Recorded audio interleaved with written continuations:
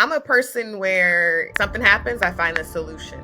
I've always, for some reason, wanted to be a stage manager. It was very strange, right? I was like, that's what I want to do. Single women, or women in general looking for a relationship, do not take advice from your single friends whose life you don't want to be motivated by. Why are you listening to them? I just told you what to do. No, I'm honored. I'm one of the very few woman-owned broker owner in the state of California, I'm sure in the world actually, and one of the very, very few Black woman-owned. I am a broker owner of Carter & Carter real estate brokerage, been licensed for 18 years, and I also have a nonprofit 218 Vision that I named after my dad after he passed away. So you get through school, your baby's growing while you're learning, and when it's time for graduation, what do you decide to do? Monitor your credit, whether you're buying a house, a car, whatever you're going to do, your credit is super important. And you get a reset every 7 years. So let's monitor it. It's okay if you messed up, life is going to life. So I would say definitely monitor your credit. You have gone through so many different phases of life, so young as a mom and in college, and then a mom again with your master's, and then starting your own business. These are all very rare situations people are in. They're scary, and a lot of people don't proceed down those career paths because of the fear. What would you advise someone listening to this who has this like burning desire or this idea that they want to do something, but they're terrified they might fail?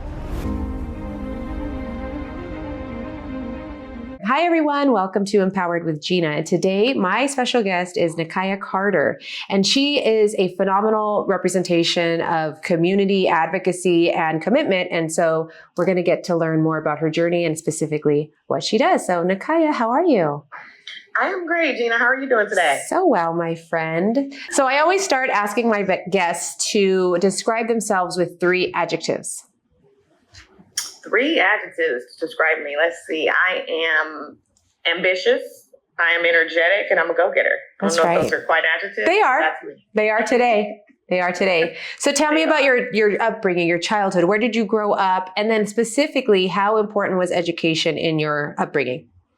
No, absolutely. So I was raised by a single mother. So my mom, she was married, but she got divorced. So we ended up moving to Long Beach, California, which is where I still live. She always pressed education with me from the very beginning. And so with that said, I was heavily involved in high school. I was the editor of the yearbook. I was the varsity cheerleader.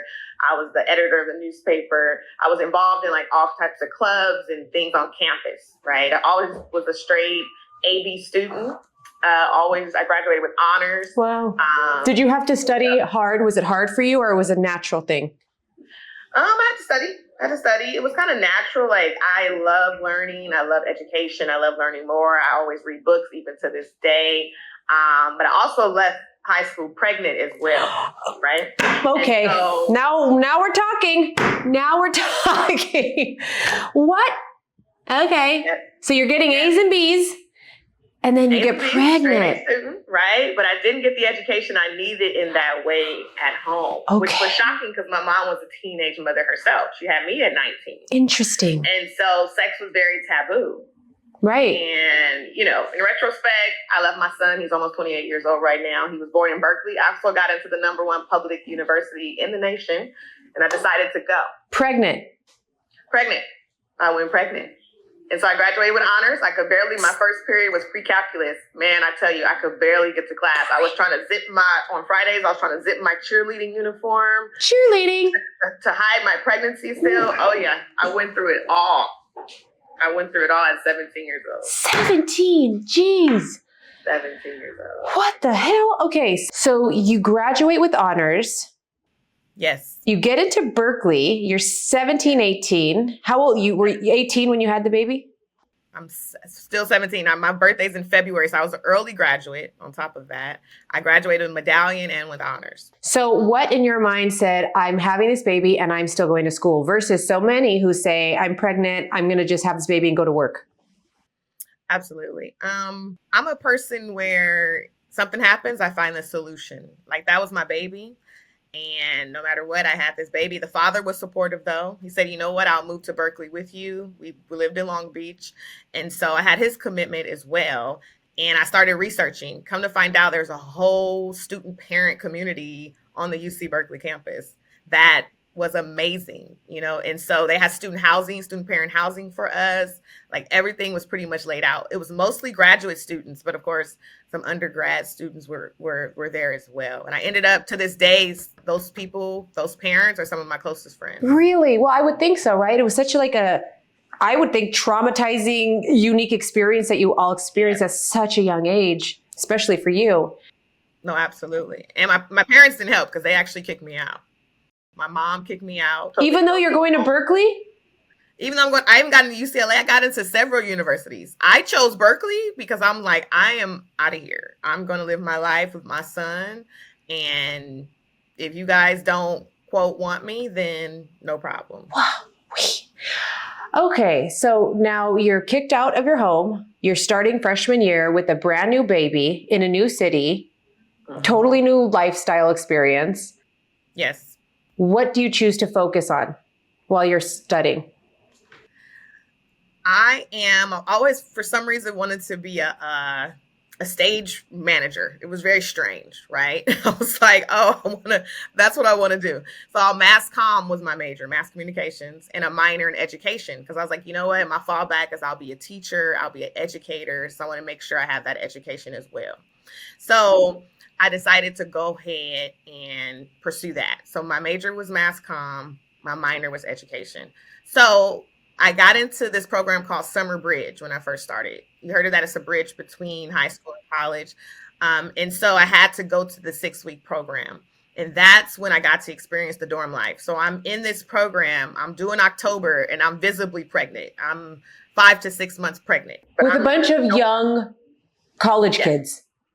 Young college kids. And I'll never forget, they embraced me, my Summer Bridge family, to this day. I graduated in 2001. So we're getting on, he's 28, so we're getting on 30 years. But they really inspired me and encouraged me. I even had one particular young lady come up to me and say, you know what, I was pregnant and I decided not to keep my baby. And just seeing you, makes me think like, wow, I could have still did it. And yeah, absolutely. So it was an experience. However, I'm grateful that I knew that the dorm life wasn't for me, pregnant or 6 weeks or not. So I learned that early. So yes, and I had someone else who already was at Cal, and she was a student parent herself, and she gave me the rundown of even I had to get on, the systems. I had to get on Medi-Cal at that time, food stamps. I wanted to hear about it all, right? And so she gave me all the resources that I needed. She told me about the student parent project at UC Berkeley right there at Sprout Hall. So she really helped me through that process and get my feet wet in Berkeley. And my dad was around. I didn't live in his household, but my dad definitely was around, but he didn't appreciate the pregnancy so early either. I think they both were I think they both were just scared, like fear of me not completing, fear of me not getting through it, not realizing, who their daughter was. That part. So you get through school, your baby's growing while you're learning. And when it's time for graduation, what do you decide to do? High school? College, Berkeley. College. So I walked in 4 years with my 3-year-old baby. So we walked the stage. We moved back. By then, me and my parents, we reconciled, and they were supportive. Obviously, when he was born, their grandchild was here. So it's a whole different thing. I'm not a grandmother yet, but I know I can tell it's a whole different thing. So they both were there when he was born. And, so they supported us through my journey as well. When it came time for graduation, I said, okay, you know what, let me move back home. Right. So I came home, lived with my mom for a second, and she was in real estate. My mom was a current real estate broker, and she was working at that point. So that was my first taste of real estate and helping folks with credit and really realizing the importance of home ownership, especially for our, people who really don't, own too many homes. And so with that said, that's when that started. And at the same time, though, I was like, you know what, I really want to work sport. I had changed. I wanted to work in sports. So I went and got my master's degree in sport management. So I graduated from Cal State Long Beach. Then I got pregnant again. School and you just make you pregnant. I don't know what's happening. I really don't know, but it doesn't stop me. So I graduated pregnant with my second son. My second son is currently 20. He's on a football scholarship currently in New Mexico. So he plays his heart out, and he's amazing. And my 2 boys, man, they rock with me. And so, but at this time I'm 24, I'm a little older. And so I started working in sports. So this is when my sales career started. So I worked for the LA Clippers. I'm a Clippers fan to this day, despite all the Laker folks. But I worked there. I worked for the Galaxy. I worked for the LA Marathon. I worked for anything pretty much sports related in the Southern California area. So that's when I'm really in the mix. I'm meeting all kind of people, building relationships, and I'm just grinding. I'm really just grinding. And so fast forward. Fast forward to today. So how did you get to where you are now? Yeah, so today I am a broker owner of Carter and Carter real estate brokerage, been licensed for 18 years, and I also have a nonprofit 218 Vision that I named after my dad after he passed away. So my dad passed away a little over 10 years ago. His birthday was February 18th, which is where the 218 comes from. And his it's very important for him to always instill to me to have a vision for everything that I do. And so that's where the vision comes in. So the 218 Vision, that's how it got its name. Carter and Carter. Carter's my last name. And that's something that he encouraged me to get into real estate. He was a real estate investor, and he encouraged me and my sister to get into real estate. So she's a licensed salesperson. She's on my team as well. And that is what makes up the Carter and Carter. I have a team right now of 15 real estate agents that I coach and train and mentor. My nonprofit, we do different programs. We have a grief gathering that we do, which is very important. Monthly, we meet and we discuss grief, right? We discuss and we pair it up with something that's practical. So, for example, grief and yoga, right? Grief and sound bath healing. We just did a grief and forgiveness, which was a really, really good one.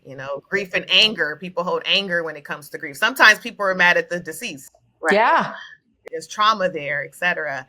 So just different themes such as that. We even did a grief gathering for the fire victims. Oh, that's great. My 20-year-old son actually lost his home in the Eaton fire, him and his dad's home, and all his belongings were there. So we did a grief gathering to help them with resources, but also with the trauma. Although they didn't lose a person, grief is real in so many other different ways, right? And so we talk about that as well. So that's so true. I was just thinking about that. The other day, I was thinking, because we helped a lot with the fires when that was happening, and interfaced a lot with families who in an instant lost their homes. And of course we kept hearing, well, at least we're all alive, we're all here. And that, yeah, fine. But there is so much unspoken and unrecognized grief. Yes. Can you imagine, in a second, you don't have your bed to go to, your pillow, your makeup counter, the way your things are, where your drawers are, where your socks and your underwear are, where your shoes are. That is gutting. That is so traumatizing. Devastating. That rocks your existence. And so I appreciate that you highlight that, because you hear fire, loss of home, but the bigger thing is the mental strain and trauma that is not going to get rebuilt like a house. That will live on. No. And the memories and the mementos, my son's championship ring football from Sierra Canyon was in there. His high school diploma was in there. These things that we keep, right, and we have, that stuff is gone, right? It's in our hearts, and all that stuff is great, but we're still grieving. Yeah, and so I very much appreciate that you've created this space and to highlight that, you need to grieve. This is grief. You are going through it. Yeah. Doesn't mean you're not strong. Doesn't mean you're weak. Yep. You're human. Absolutely. And you've gone through a trauma. Let's talk about that, right? Okay, Absolutely. So your organization, your nonprofit specifically, what is your day-to-day? I mean, I know the grief is part of it. Yes. So day-to-day, so depends. Today, I'm working on a campaign. We have a huge campaign coming up tomorrow with Long Beach Gives. And the idea is they've created a platform with 294 other nonprofits, and everyone is giving tomorrow, right? So just attending their events. Yesterday, we attended the city council meeting in Long Beach just to spread the word. So I'm be calling folks, right? Hey, don't forget about 218 Vision. We're here. We're trying to keep our grief gatherings going. I'm sending out emails. I'm sending text messages, social media. All of that is part of a job. People think, oh, it's just a post. Sometimes hours go into posting and editing and all these different type of things, right? And so, as CEO, founder, executive director, right? I'm kind of a Jill of all trades, right? And so I'm doing all the jobs really behind the scenes, but it's in my heart, and it helps me heal as well to give back. Yeah, absolutely. I can understand that. And then, So let's talk about your other company, your your real estate Absolutely. company. And so Yes. we Go ahead. don't see too many people that look like you or me owning our own. And you have done what is available for us to do, but for whatever reasons, and all the reasons, we know the reasons, it doesn't happen. Tell me about how you present. You know how you present when you say, I'm the founder, I'm the owner, this is my business. Right. Tell me when you see that translated to people in the community who maybe do or don't look like you. Like, what does that do for you in that position, knowing that you are such a big example for people to follow and be inspired by? No, I'm honored. I'm one of the very few woman-owned broker owners in the state of California. I'm sure in the world, actually, and one of the very, very few Black woman-owned, brokerages. And so it's been very interesting over these. I've been 8 years full time, which means I haven't had a paycheck from anyone else in 8 years at all. And so it's been very interesting because people have approached me to buy my brokerage out, to have me take my team and join their brokerage. And, I'm flattered to even be, approached in that way. But I tell them all, like, it's power in ownership. And I'm going to keep my power, and I'm going to continue, what I'm doing and how I'm doing it. My company stands on educating, elevate, empower. Right. Those are our 3 key words. And I do it every time. I do free community workshops. I actually do, credit evaluations. I do everything to really help. And 98% of my clients are women. Right. And so it's such a need, and I'm their voice. Sometimes some are very timid. Some just need that encouragement, that motivation. They can do it. Like, they have the funds, they have the job. And sometimes I remember on the phone with one client, and she said, Nekaya, I can't believe I can afford an $800,000 house. She just literally could not believe it. Right. And so it's just about learning and really educating. Should I say, have them learn and really educating them on the process. And then similarly, having them feel seen and heard, because like you just said, sometimes they just need to be seen and told, like, yes, yeah, of course you can do it. And they're like, I can. Right? Because we all know a lot of people didn't maybe have the support network or whatever their journey experience has been. And I see that too a lot with the empowerment platform and my community. They just want sometimes to be seen. And you know what that feels like to be seen. I know what that feels like. So I do understand it. And we just don't realize how prevalent that is out there, that people, they look strong, they have the job, they have the things and all the check marks, but they're not like truly positioning themselves. Exactly. And in reality, sometimes they don't even know.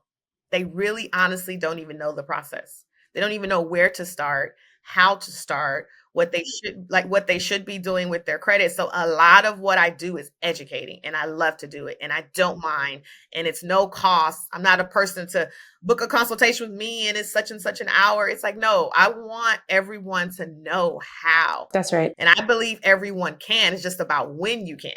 But if that's really your goal, you can achieve it. I know that. I know. And so top 3 things, speaking of educating, for people listening right now who really don't understand your world, top 3 things you want people to know and should know just generally. Absolutely. Monitor your credit. Monitor your credit, whether you're buying a house, a car, whatever you're going to do, your credit is super important. And you get a reset every 7 years. So let's monitor it. It's okay if you messed up, life is going to life. So I would say definitely monitor your credit. Secondly, keep an eye on your debts. Don't just get credit cards just to get credit cards. You shouldn't want to pay interest anyway. Ever. Right? Ever. Right? I mean, if you can, you have to. So I understand. But let's keep an eye on that debt, and let's monitor that as well. And third, I don't care what programs you hear, you need money, some type of money to purchase a house. And you do not want to own a property without having money saved up anyway, because guess what? There's no more landlord.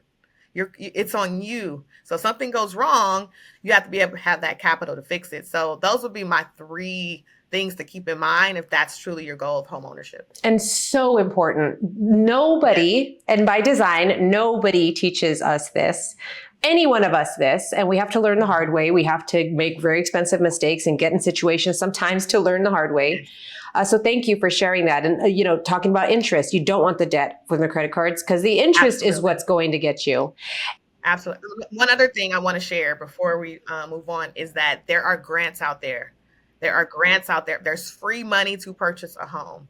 I just had a client. She had never purchased a home before. She's 64 years old. She got $50,000 toward her purchase of her home. And it's a grant. Not alone. It's a grant. When she signed, that's it. She could have sold the home the next day and she would have had equity. It's a grant. So keep that in mind that there are programs. So please stay educated. Yes. And on that point, we're going to put your information in the caption. Like you just said, you love educating people. I know you're a wealth of knowledge and resource. So I encourage people listening and watching to reach out to you. And if you don't know or have the answer, somebody who does, and we'll figure it out because we can always figure it out, right? Absolutely. Okay. So I want to conclude by asking, you have gone through so many different phases of life, so young as a mom and in college, and then a mom again with your master's, and then starting your own business. These are all very rare situations people are in. They're scary, and a lot of people don't proceed down those career paths because of the fear. What would you advise someone listening to this who has this burning desire or this idea that they want to do something, but they're terrified they might fail? I would say really sit with yourself. What I had to do when I decided, this is what I want to do, is always sit with myself and say, you know what, Nekaya, what makes you truly happy? Every single day. If money was not on the table, what would you do? Right? And I tap into that. And then I also have to figure out what's more important.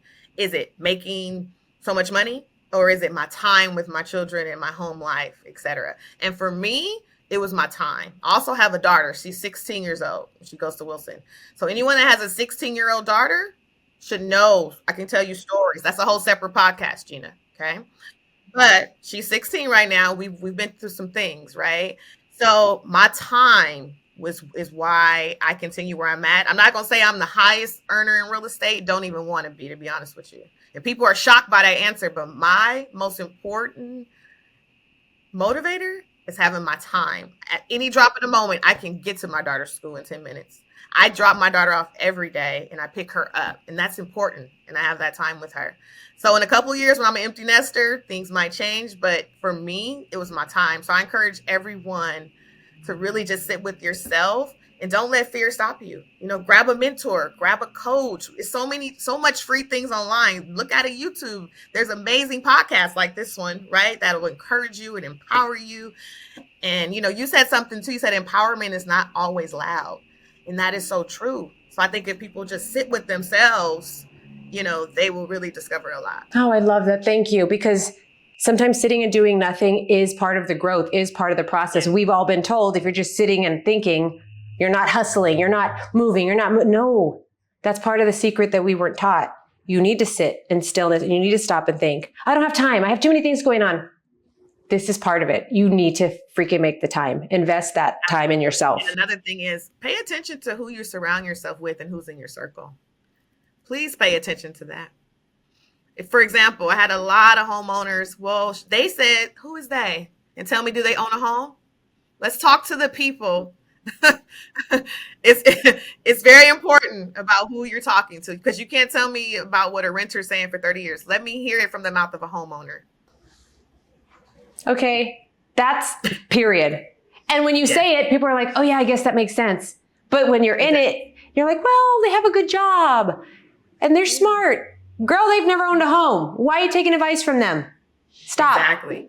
And then on the same note, if they've never been an entrepreneur and they've never went for it, why are you talking to somebody who is still 9 to 5? I'm not knocking 9 to 5ers. Don't get me wrong. But I'm saying if your true aspiration is to go out on the limb, you got to talk to folks who already went out on that limb and they completely understand too. So that whole concept is for everything that you're trying. For everything. And just like on that point, just yesterday I was talking to someone, single women or women in general looking for a relationship, do not take advice from your single friends whose life you don't want to be motivated by. Why are you listening to them? I just told you what to do. Exactly. Oh, I know. But then the other friend who's single, very single, is telling her the opposite of what I'm saying. And I'm like, I'm not going to pick this battle right now. But anyways, that's to your point. Right. Absolutely. Absolutely. No, I'm just saying the concept is real. Absolutely. You got to pay attention to who you're talking to. Listen, that's the truth. Listening to. Well, Nekaya, thank you for your time. I'm hopeful that people will come and reach out to you because your wealth of knowledge, you really are an example for our community to follow. And thank you for your advocacy and opening the door, because truly that's what you're doing for people who want to walk through the door, because it's there for you. It's available. Thank you, Gina. Thank you for opening your platform to us women. And I love everything that you're doing. And we definitely appreciate you and everything that you do. Thank you, friend. So I hope to have you back soon, and we'll stay in touch. Absolutely. You have a good one. You too. Bye. Bye.